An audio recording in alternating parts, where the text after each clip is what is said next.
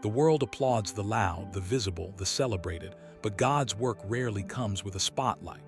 What if the real miracles are happening in the silence you've been fearing? Right now you might feel invisible, overlooked, or even abandoned. Every prayer feels unanswered, every door seems closed. But what if that silence isn't empty? What if it's the workshop where God is quietly shaping strength, character, and purpose, preparing you for something no one else can see yet? This isn't about instant recognition. It's about a transformation so deep, so unseen, that when the time comes, you will step forward not to perform, but to serve with authority, peace, and unshakable faith. There is a place where God works without witnesses. No applause breaks the silence, no recognition interrupts the process. It is the desert, and it is far more intentional than it feels. God does not bring a chosen woman there to diminish her, but to remove the noise that once defined her. In this hidden space, distractions fall away, and what remains is the truth of the heart.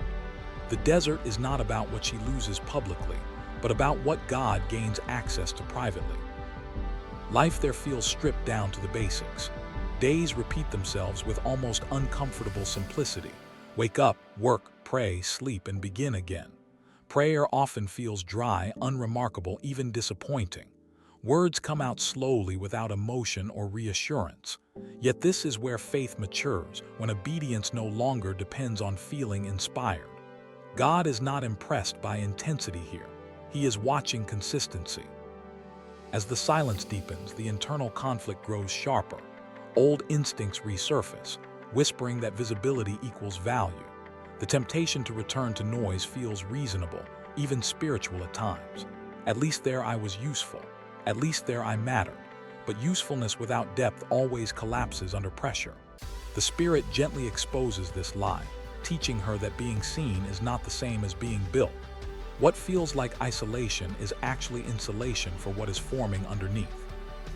There are moments when frustration turns inward. She wonders if she misunderstood the calling altogether. Questions linger late at night, unanswered and heavy. Pride quietly suggests shortcuts, offering faster routes back to relevance. I can do this on my own, it whispers, dressed as wisdom. Yet God does not rush formation because rushed vessels crack easily. The desert slows her down long enough to save her future. God's work here is deliberate and often uncomfortable. Like a potter reshaping clay, he presses on areas she protected for years. Excess is removed, weak structures are broken down. Sometimes the process feels like starting over, and that is exactly the point. What cannot survive pressure is not meant to carry glory. Every silent adjustment strengthens what will eventually be visible. Gradually, something changes inside her, not her circumstances, but her understanding. She realizes that being unseen has not diminished her worth, it has clarified it.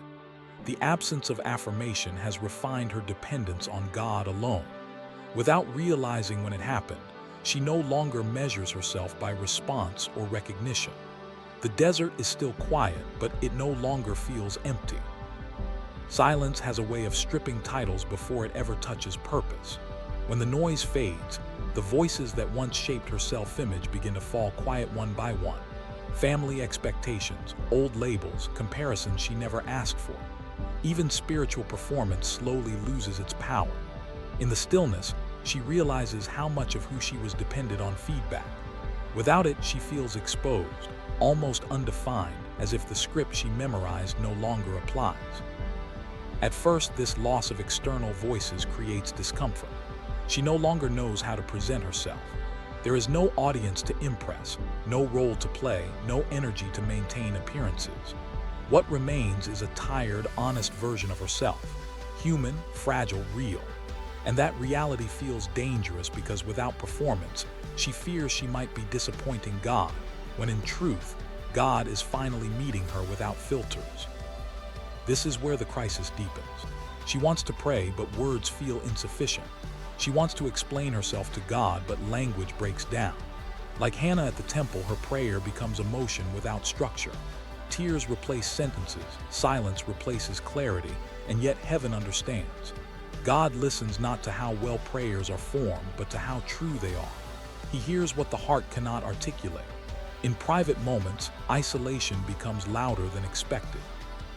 The phone stays face down. Messages go unanswered, social comparison quietly fades, but anxiety tries to take its place. She feels the urge to prove something, to show progress, to validate her calling, but every attempt to perform feels hollow. God is not asking her to prove anything. He is removing the need to. Slowly, something profound happens. Without the pressure to impress, she begins to hear a different voice. Not the loud one that demands results, but the steady one that affirms relationship. God does not redefine her by calling or assignment. He defines her by belonging, daughter, known, seen, secure. Identity shifts from achievement to adoption, and that shift changes everything. This internal work is quiet but powerful. When identity is rooted in God, criticism loses its sting and praise loses its control. She no longer needs constant affirmation to stay steady. Her worth is no longer negotiable. The silence that once felt threatening becomes protective, guarding the truth forming inside her. Have you ever noticed how uncomfortable it feels when you can no longer rely on what once defined you? What voices shaped your identity before the silence? And what might God be trying to say now that those voices are gone? Waiting is where urgency goes to die, and for the chosen woman, that death feels personal. She carries promises in her heart, prayers written years ago, moments when God spoke clearly. Yet time keeps moving and nothing seems to change on the surface. Silence stretches the distance between expectation and reality, forcing a hard question to rise. If God loves me, why is He taking so long? The tension is not theoretical. It is emotional, daily, and exhausting. In this quiet season, impatience reveals itself in subtle ways. She revisits old notes, rereads words she once clung to, and quietly checks dates that have long passed. There is a temptation to help God, to speed things up with impulsive decisions dressed as faith. Action feels safer than waiting. Movement feels productive. But speed without direction often leads to regret, not fulfillment. God works at a pace that feels almost offensive to human urgency. He is not responding to pressure. He is responding to purpose. Like a seed buried underground, nothing looks impressive at first. No growth, no evidence, just dirt and darkness. Yet everything necessary for life is happening unseen. Roots are forming before anything breaks the surface, and roots take time. The silence becomes a classroom. She learns to obey without understanding and to trust without timelines. Like Abraham stepping forward with incomplete information, she discovers that faith is not clarity but surrender. Waiting is no longer passive. It becomes active trust, daily obedience without immediate reward. This kind of faith reshapes priorities and recalibrates expectations. Emotionally, this season exposes control issues she did not know she had. She realizes how much peace depended on outcomes instead of presence. Letting go feels unnatural at first. Anxiety tries to fill the gaps where certainty once lived. But slowly, rest replaces striving, not because answers come, but because dependence deepens. God is not slowing her down to frustrate her. He is removing hurry because hurry fractures discernment. What He is preparing her to carry cannot survive impatience. The silence is not a pause in the journey. It is part of the training. Every day spent waiting is shaping the way she will walk when the moment finally arrives. Have you noticed how waiting exposes what you trust most? What promise feels delayed right now? And what might God be protecting you from by not rushing the process? When everything goes quiet on the outside, the noise on the inside gets louder. In the silence, there is no distraction strong enough to drown out old memories, unresolved pain, or recurring thoughts. The battle shifts location. It is no longer external, it is internal, and it is relentless. The mind becomes the battlefield, replaying scenes she thought were buried, whispering doubts she hoped were gone, challenging truths she once believed without effort. Thoughts begin to accuse quietly, persistently. You're not chosen, you're forgotten. If God cared, this wouldn't hurt so much. These voices do not shout, they insinuate. They arrive late at night, early in the morning, in the spaces between prayers. And because no one else can hear them, the weight feels heavier. Fighting an invisible enemy requires a different kind of strength, one built in secret. Sleep becomes irregular. Nights stretch longer than they should. She lies awake cycling through what-ifs and worst-case scenarios. Anxiety does not always announce itself dramatically. Sometimes it shows up as restlessness, mental fatigue, or emotional numbness. She considers giving up quietly, not publicly, not walking away loudly, but slowly disengaging when no one is watching. This is where the word becomes more than inspiration. It becomes defense. She learns to answer thoughts instead of entertaining them. Scripture turns into a weapon, not a quote. Like armor being put on piece by piece, she fights lies with truth, even when her hands shake, writing verses on mirrors, whispering prayers through fear, standing her ground without feeling strong. There are moments when faith feels fragile, when confidence is replaced by sheer endurance. Yet staying counts. Choosing not to quit counts. God is not disappointed by trembling obedience. He honors it. In this hidden war, he is not building emotional highs. He is building mental resilience, stability that does not depend on circumstances. Over time, something shifts again. The thoughts do not disappear overnight, but they lose authority. Fear no longer controls the narrative. She begins to recognize lies faster and reject them sooner. The silence that once amplified the battle now becomes the space where truth echoes louder. The mind, once chaotic, starts learning peace. What thoughts have been speaking the loudest in your quiet moments? And which ones have you been allowing without challenge for a long time? There is a moment in the silent process when God's work stops feeling hidden and starts feeling personal. It is the season of pruning. Things begin to fall away that she never expected God to touch. Relationships she prayed over, plans that felt good, even godly environments where she once felt safe and affirmed. The loss is not dramatic at first. It is subtle, unsettling, and deeply confusing. Her first reaction is resistance. Why this? Why now? These were not bad things. Some were blessings, some were answers to old prayers. The pain comes from not understanding why God would remove what seemed to be working. It feels unfair, almost contradictory. She wonders if she did something wrong, if she misheard God, if obedience somehow led her into loss instead of reward. Emotionally, this season feels like reduction. Life grows smaller, circles tighten, options disappear. What once felt full now feels bare. She notices how much comfort came from certain people, certain roles, certain dreams. Without them, old insecurities surface. Dependence is exposed. God is not just removing things, he is revealing what they were holding together. The silence makes the pain louder. There is no explanation offered, no timeline provided, only the quiet truth that pruning always looks destructive before it looks productive. Like branches cut back in a vineyard, what is removed is not useless but limiting. God is not punishing her.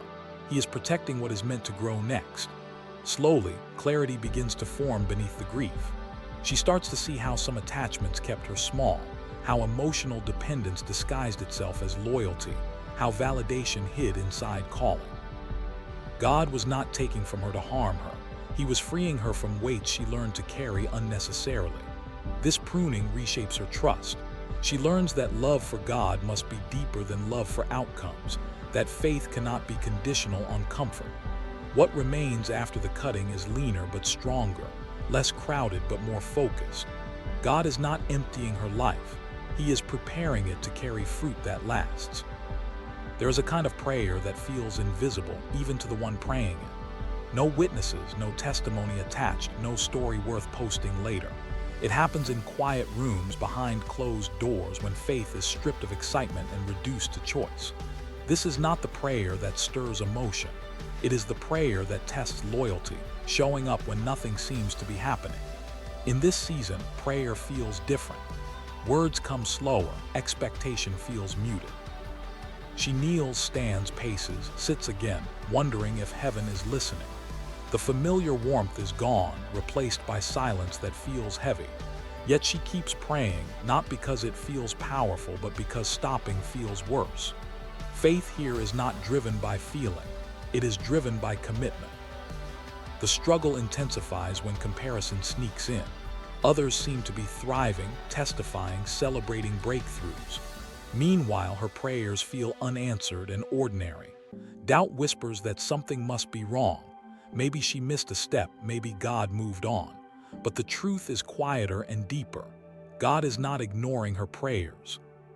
He's shaping the one who is praying. Like Jesus in Gethsemane, this prayer wrestles with surrender. She brings her will honestly, not beautifully, if there is another way. The struggle is real, raw, and unresolved. Yet she stays.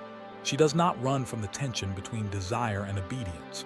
This is where character is formed, where trust becomes real, not rehearsed. There is no immediate breakthrough, but something shifts internally. Perseverance replaces urgency. Obedience becomes steadier. Prayer is no longer about control, it becomes communion. She learns that God's presence does not depend on her emotional response. He is near even when she feels nothing. This unseen faithfulness builds authority quietly, not the kind that demands attention, but the kind that carries weight.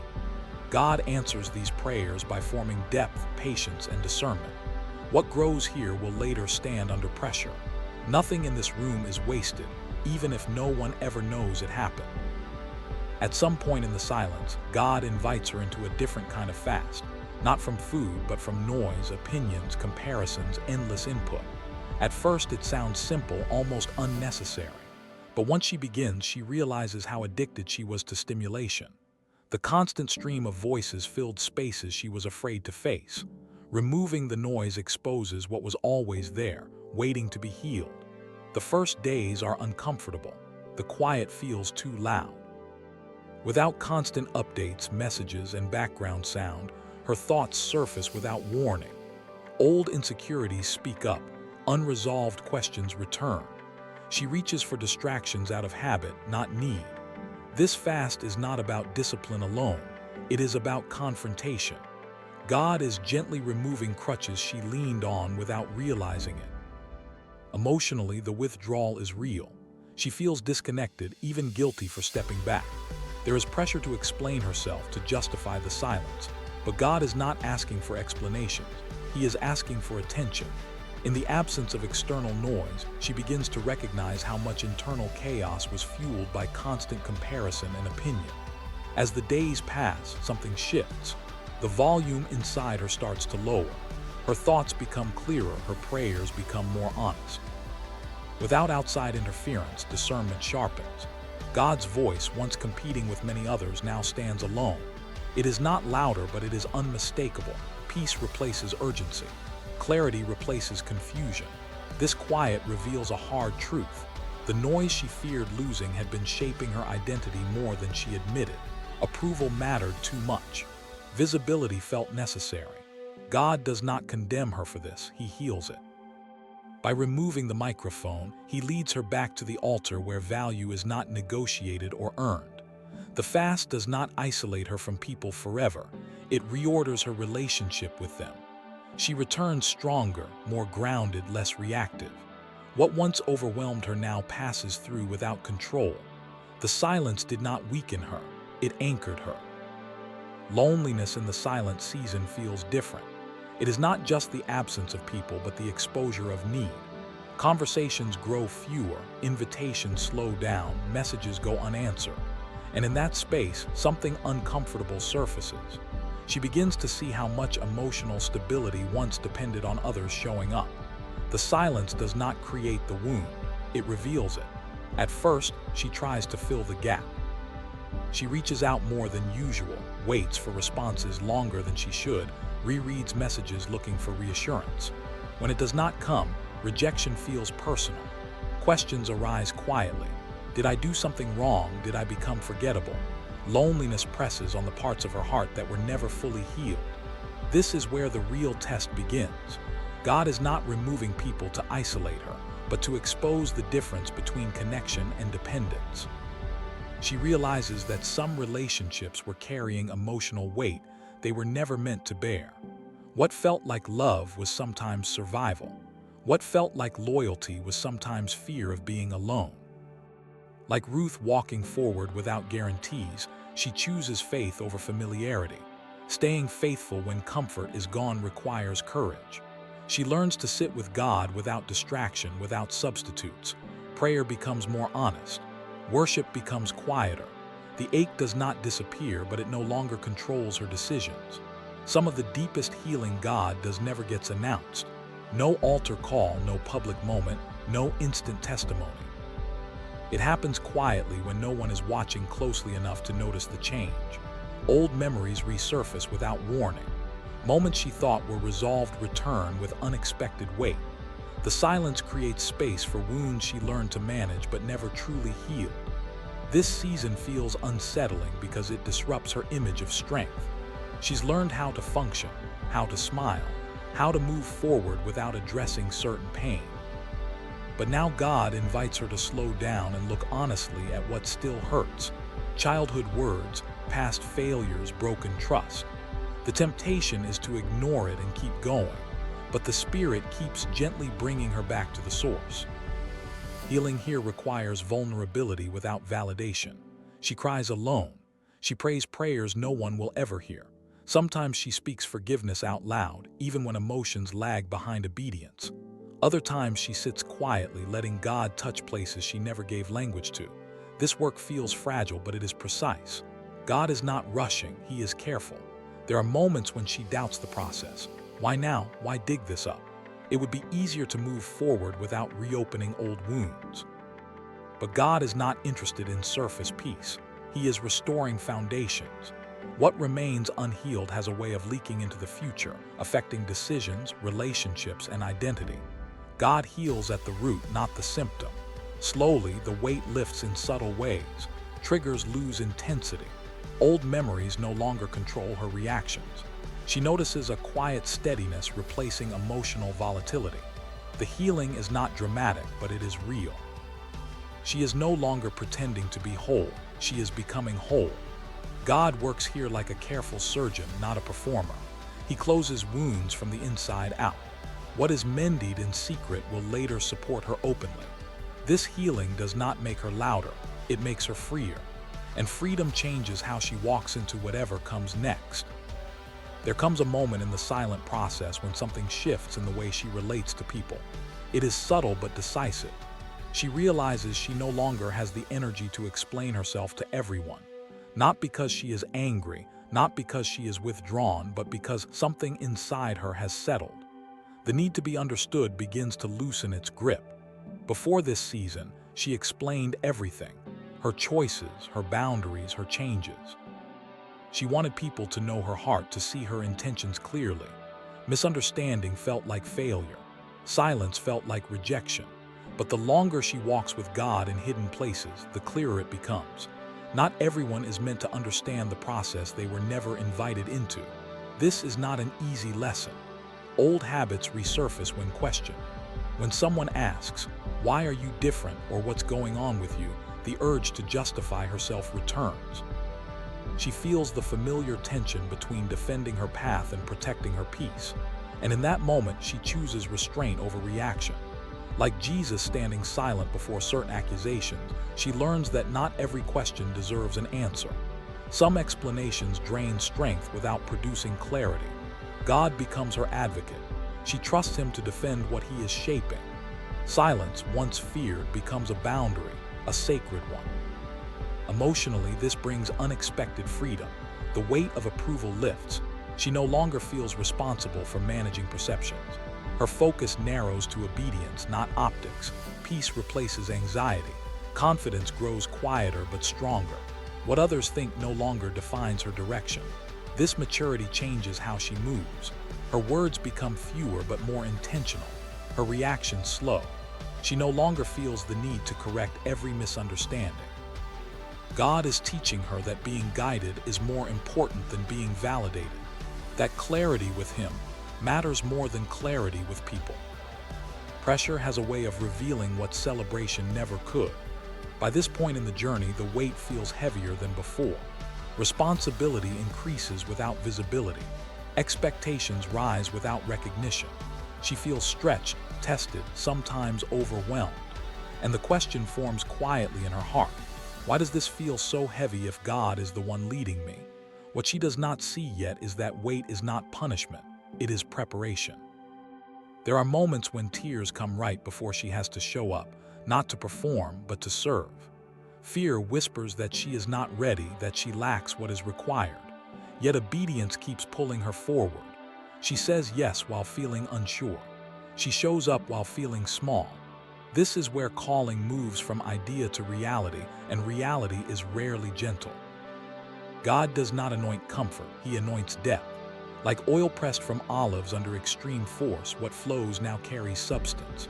The pressure is extracting something pure: patience, authority, discernment, compassion. None of these are learned quickly, and none are formed without cost.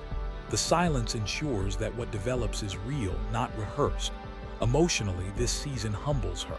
Confidence no longer comes from certainty, but from trust. She learns to rely on God moment by moment, not just in vision, but in execution. Strength is no longer loud, it is steady. Presence replaces performance. She carries peace into rooms without trying to control them. Others may not notice the process, but they feel the result. When she speaks, there is weight behind her words. When she serves, there is calm authority in her actions. She does not need to prove herself. The oil speaks quietly. What God has formed in secret now sustains her in responsibility. The pressure does not disappear immediately, but it no longer feels threatening. She understands now that what once felt unbearable was shaping capacity. God trusted her with weight because He had already prepared her to carry it. And this awareness changes how she steps forward. When the door finally opens, it does not feel the way she once imagined. There is no rush of adrenaline, no sense of arrival fueled by ego. What she feels instead is awareness. Awareness that the greatest work already happened before this moment. The silence shaped her more than the opportunity ever could. What once felt like waiting now reveals itself as preparation with intention. Stepping into visibility again feels unfamiliar. She notices how careful her heart has become. The noise is louder now, the attention heavier, the expectations real. And yet something inside her remains anchored. She is not entering this space to be seen, she is entering it to serve. The difference matters more than she realizes. There is a brief tension as she adjusts. Old temptations whisper again. Validation tries to reintroduce itself, but she recognizes the danger now. The desert taught her discernment. She knows how easily visibility can consume what silence built, so she moves slower. She listens more. She stays grounded in the private place that shaped her. God watches closely, not testing her talent but her heart. Promotion reveals what preparation produced. She carries humility without shrinking, authority without arrogance, confidence without noise. The door did not make her ready, the hidden seasons did. What emerges now is not fragile, it is rooted. People may assume she changed overnight. They see the moment, not the process. They applaud what took years to form. She does not correct them. She does not explain. She knows the truth. Every unseen prayer, every quiet loss, every season of doubt built the woman standing here now. God builds chosen women in silence so that when the spotlight comes, it does not destroy them. Roots before fruit, depth before display. The door opening is not the miracle, becoming was.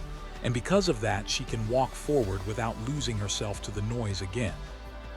Through every season of silence, every unanswered prayer, every moment of waiting and pruning, God has been at work.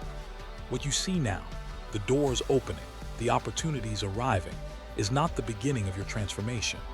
It's the continuation of a process that started in quiet moments no one witnessed.